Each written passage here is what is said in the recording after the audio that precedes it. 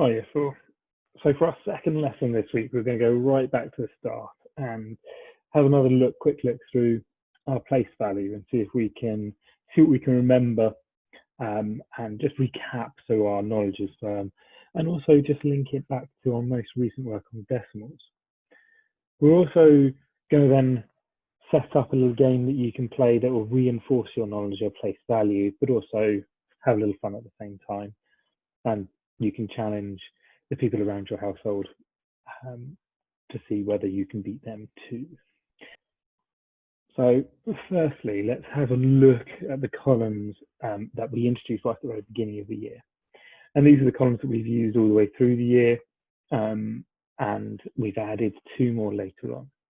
But the first we looked at, and we had a set of columns like this. So we had our ones column down here, tens, hundreds, and thousands.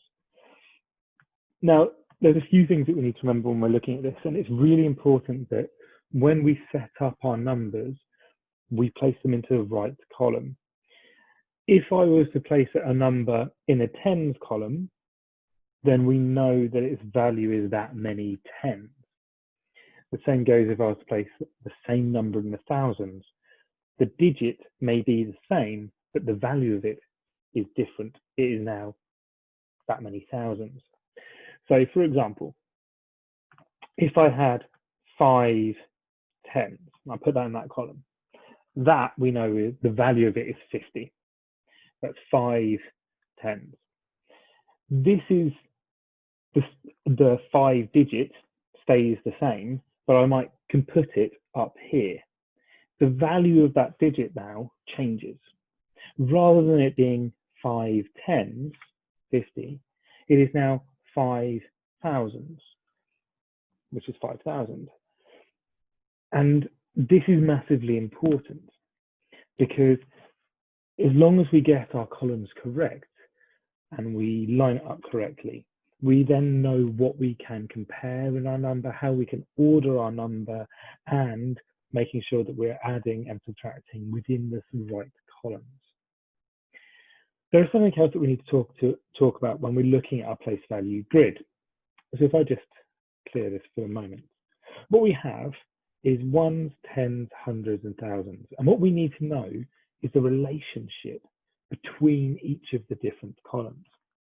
Now, we've talked about this before, and we talked about it when we did decimals, and we talked about it at the beginning of the year, and you're probably fed up with me saying this now, but we need to make sure that we understand.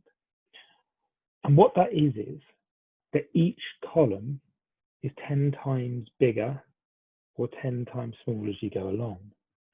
So if I put a 2 in the ones column, we know the value of that number is 2. If I put a 2 in the tens column, the value of that number is 10 times bigger than the value of 2 ones, like 2 tens. We could get there by timesing that 2 by 10 and moving into the next column. The same can be said if we're moving into the next column here, it is getting 10 times bigger again, which means I need 10 tens to make 100. And that is the most important rule. As long as we remember that as soon as we get 10 in one column, that is the same thing as 1 in the column larger than it, our understanding is much deeper. And actually we can use this to our benefit. We can shortcut when we're timesing and dividing by 100, 1,000, 10. We can use it in our addition to make sure that what we're not doing is putting the wrong value in each column, and we're carrying the right amount into the next column when we get over 10. The same goes when we're minusing. We know that we are reducing it. So if we have to step beyond, exchange beyond the boundary, we know where we're getting that number from. And we'll go back through all those rules before we reach the end of summer. But I just wanted to hint at it now, and the reason why this is massively important. So the first thing you can do is play around, just put random numbers in different columns, set up a page, put different numbers onto it, and just see what the value of each of those are. Get your parent to test you or a sibling. Then we added something extra. So here we go. This was our new learning when we talked about decimals, and it was the addition of a couple of extra columns. Now, this column here isn't really a column of value. All it is your decimal point. Remember, that's your point of reference. This and your ones column are probably the most important columns that you're going to look at, because actually that is your point of reference. It tells you whether it is smaller than 0 or larger than 0. So anything this side of the decimal point is larger than 0. Anything this side is smaller than 1. What I mean by that is it's a part of a number. It's not a whole number itself. Every number this side is a whole number. So when somebody asks you what's the nearest whole number, you can't have any decimal points. And that just helps us understand it. And we've talked about this, and the same rule applies. This, to go from this to this, you need 10 hundredths to get 1 tenth. You need 10 tenths to get 1 1. Now, this column, like I said before, isn't a real column. It's just where you put your decimal point. So remember, when you're jumping, you're going beyond it like that. So the same rule applies. So when we're doing this, we just got to remember, as we are moving up the columns, it's 10 times bigger each time.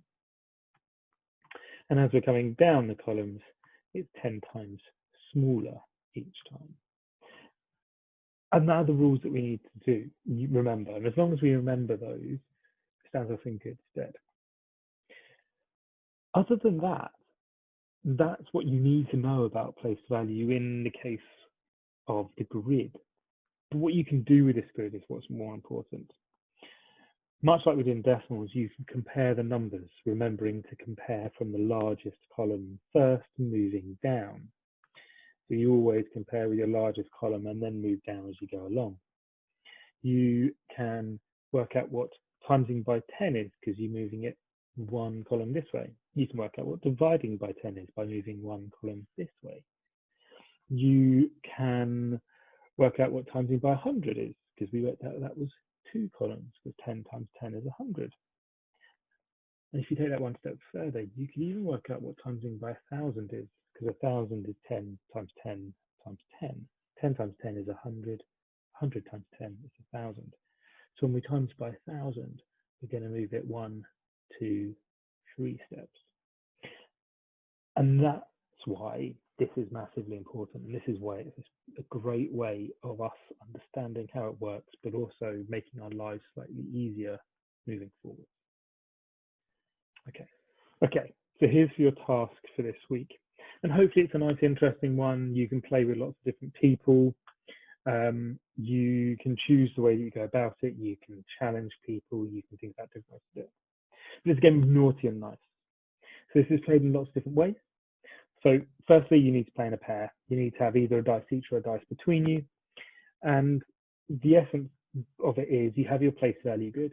You roll your dice and you place that digit into your place value grid where it gains its value. And what you're trying to do is beat your opponents.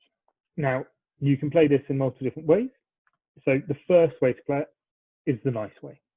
And that means that you roll your dice and you place your digits in your grid. And what you're trying to do is either get the highest number, the lowest number, or closest to a particular number. And you can change that up just to see what the difference is and how you'd have to go about it and what little tricks there are in order to try and get that to be the same. The next part of that is the naughty side of it. And this is where you roll your number, but your opponent gets to choose where they place the number in your grid. Now, this is interesting because what you're trying to do is trip the other person up, and you have to think slightly harder about where you're going to place it and whether or not you're going to place it in the right place in order to beat the other person. And it just puts another spin on it. So you can think about different ways of doing that. You can think about highest, lowest, closest to. If If you want a challenge, why don't you include the decimals and see whether that makes a difference or whether that actually doesn't change much of it. Maybe it might affect the highest number, not the lowest number, or vice versa. And what I really want you to do here is to think about why you're making the choices you're making. Why, when I roll a 5, why am I going to place it where I place it rather than placing it elsewhere? What's my reason for doing that? Now, quite interestingly, a lot of you will do this anyway, and you will just come up with your ideas. But think a little bit more about why you're doing it. What I would like, if possible, is for you to just think about that and a very quick little sentence or two as a reflection on Tapestry would be really nice. And I can see what ideas you came up with as to why you've done what you've done. Have fun playing the game, and I'll see you in the next lesson.